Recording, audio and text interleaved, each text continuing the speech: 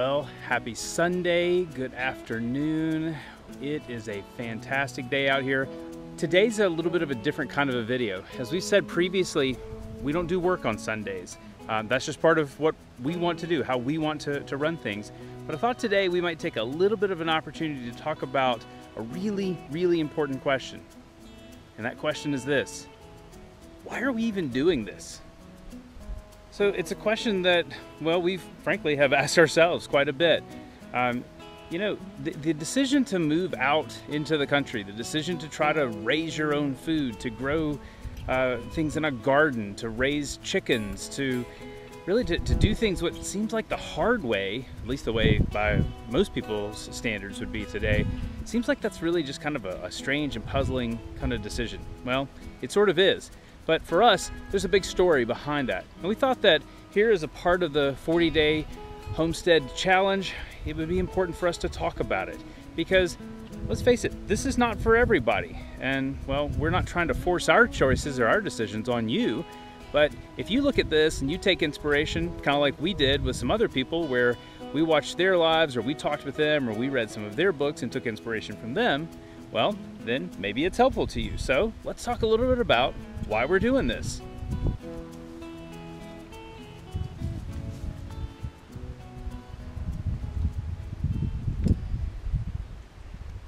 You know, we've mentioned previously that Melinda and I, we didn't grow up in this kind of environment. Many of the things that we're doing now, really, they're kind of strange to us. It's a new experience. You know, Melinda grew up in the suburbs of Atlanta. I grew up here in the small town of Garner, which is a suburb of Raleigh, and we lived the nice suburban lifestyles. I mean, we've talked about what things were like for us growing up, and really it's probably not all that uncommon from many people today.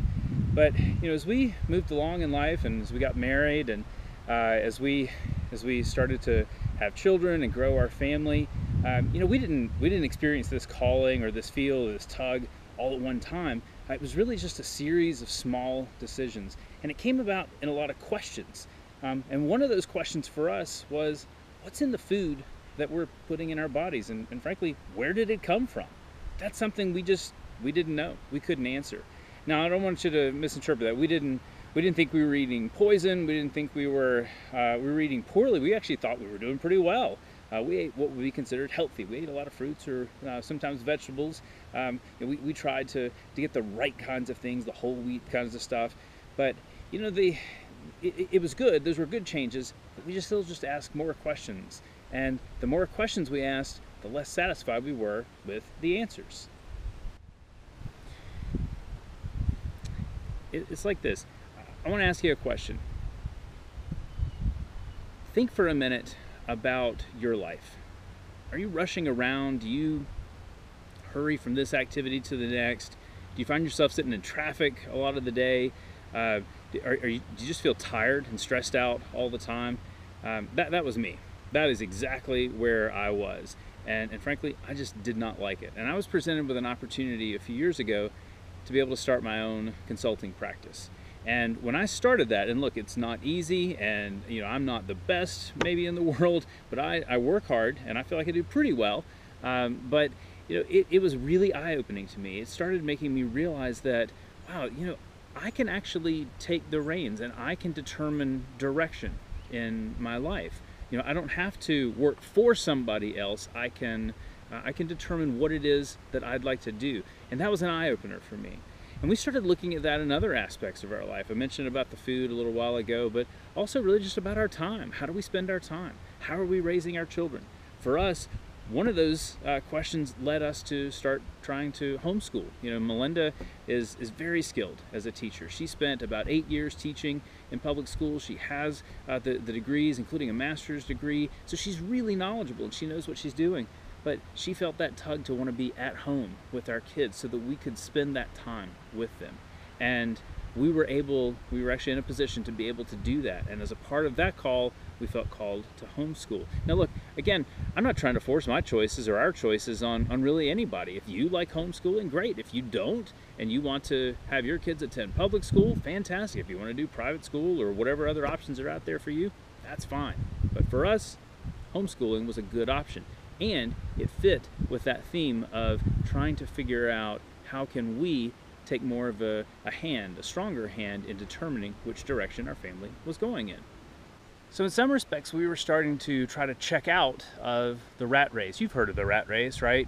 There's a great podcast I was listening to recently. This guy actually went and broke down where that term came from and how it came from the study of laboratory rats and how they were rewarded or punished based on the actions that they did or did not take.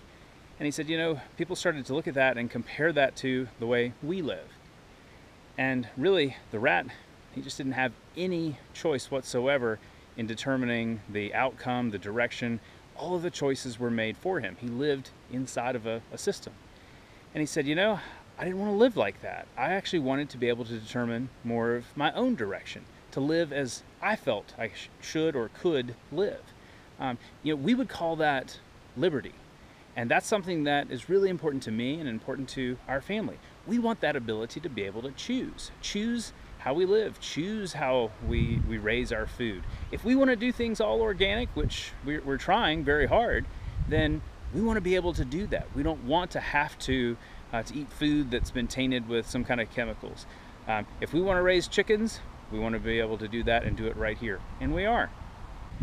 But this also presented us with a real problem because, as I said earlier, we didn't grow up with this kind of knowledge. Really all we had were books, the internet. We could have a few people we could ask questions of along the way. So we have had to teach ourselves a lot of the things that we knew. Like, for example, right here. This is the very first chicken coop that I built. It was intended to be a coop that we would move all around the yard because that's what the experts say. And I actually do agree with the idea of being able to move it around the yard. Unfortunately, I built it using 2x4s and it is as heavy as lead. I didn't realize that, and I still don't know if there's a different way that I would have built this particular one, but it's really heavy and we couldn't move it around. So you know what we did? We said, let's improvise. Let's put it right here and let's attach it to a run. So the run's right here, and this is where most of our chickens spend a lot of their time. And actually, I feel like we did a pretty good job of designing it. We used a lot of scrap materials that we had. We've got a nice little door right here where we've got easy access to be able to get the eggs. But then, it just worked, and that was good. That worked out really well for us. This was trial and error. Because when we decided to get a few more chickens, I felt like we needed a little more space. And I said, I'm gonna build this coop a little bit differently this time. So I built this one. And I thought, they'll love this one. It'll be great. So they've got a lot of space in here. And we built a nice little door on one side to be able to get the eggs. And it's got the run down below, so we maximize the use of space. And I thought, we got a winner. And you know what happens? Every night, between 1 and 3 of our 16 chickens sleeps in here. And the rest of them, they cram into the original one.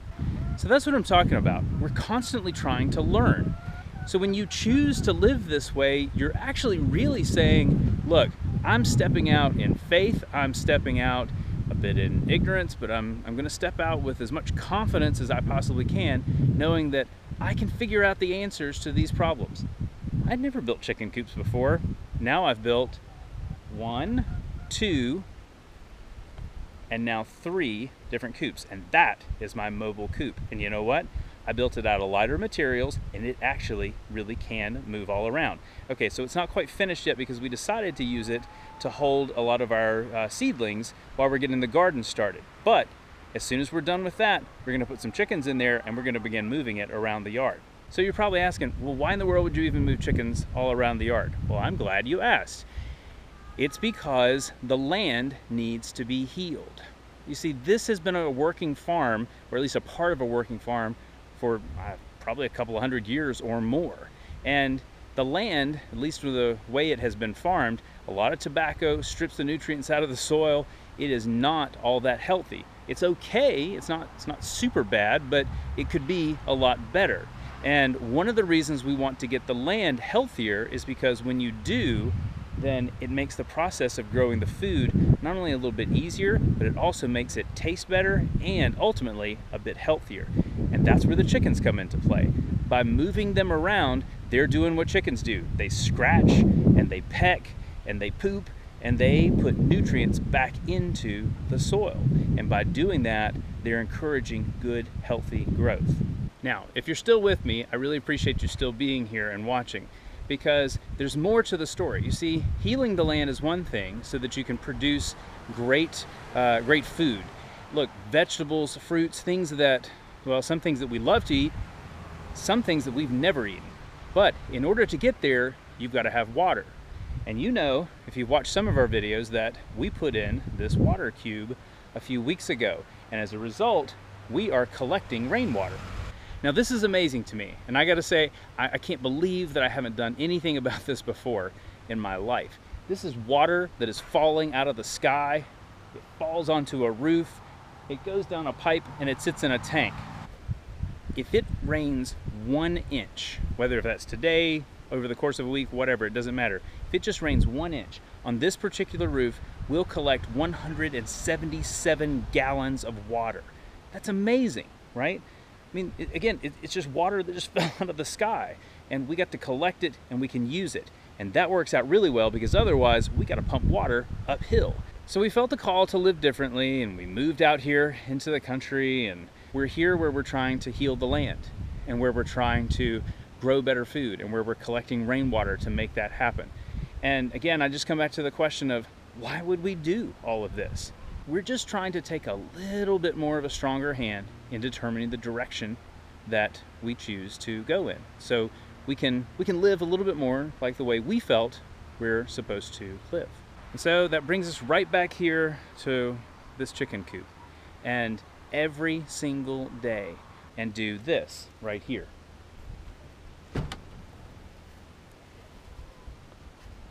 We collect our own eggs. You know, we went through a spot this winter where our hens just weren't laying. It was winter time. It was off season for them. And it hurt. It hurt so badly to go to the grocery store and buy eggs, knowing that we had hens in our yard that we were feeding and they just weren't producing. But we learned something out of that. You see, there are cycles to all kinds of life. There's a time for things to be planted and to grow, and eventually these very plants right here will produce their fruit, and we'll harvest that fruit, and then those plants are going to die and they're going to go away and they won't be here again next year. And these chickens right down here, they started off as little chicks and they grew, and we took care of them, at least many of them that we took care of from chicks. Some we got a little bit older, but we took care of them from the stage of being chicks, and we fed them and we nurtured them. And then they started producing eggs, and those eggs are used by our family. So why are we doing this? Yeah, it's not to be showy, and it's not to be preachy to anybody and say that you have to do this or you have to do that. As I've said before, the choices you make, that's your business. I like the choices I get to make, and the choices I get to make are the ones that say, let's take care of the land. Let's collect the rainwater.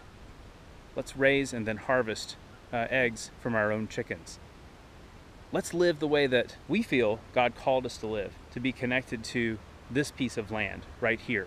And if we get to make some kind of a small impact on this piece of land, this 2-acre piece of land, if we get to make an impact on our 5 children by showing them that this is how God set up the world to be, and this is what you can do if you are willing to work hard with your hands and to use your mind and to learn, we'll take it.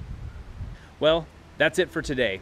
Like I said, Sundays are a great day for us for being able to look back and reflect on the days that have already gone past, and also at some of what's coming up in the days that are ahead this week. So it's been fun to take you around and just to give you a little bit of our answer to that question of why are we doing this. So we hope you found that interesting. As always, we invite you to use the comments down below if you've got questions for us, or if there's something you'd love to see us talk about. Also, please remember, you can follow us on Instagram. We include those links, as well as Twitter and Facebook, down in the show notes section. So just click on that show more section and it'll show you the links to those places. Thanks for joining us for day 19 of the 40-day Cultivating Real Life Homestead Challenge, and we will see you tomorrow.